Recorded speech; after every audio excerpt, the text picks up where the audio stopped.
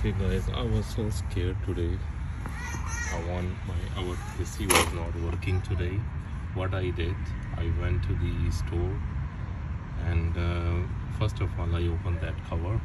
Here is the cover. I opened that cover from here, just open up 4 screws, 2 here, 2 on the other side, and then after I did a capacitor replacement, which was that. As you can see, it is really swollen. It's supposed to be flat on the top. Can you see that on the top? It's supposed to be flat like this, but it was swollen. It was rust, and I realized it could be the capacitor. I went to the shop.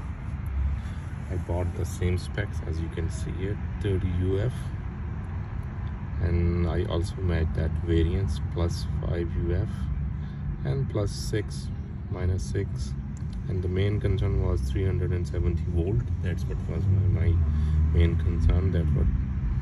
And then after, my first priority was GE, but that was really expensive, around $50. Now I found the equivalent, the Titan company.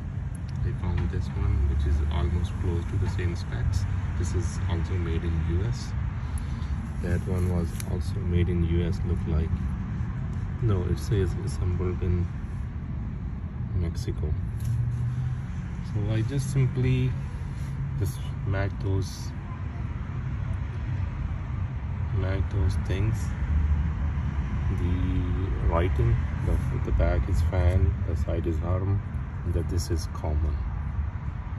The brown is for the fan, blue is for the arm, maybe for the heat.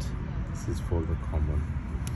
That's what I did, and look, I am very happy that my AC is working. That's all I need to replace. So I'm gonna put back the cover and see.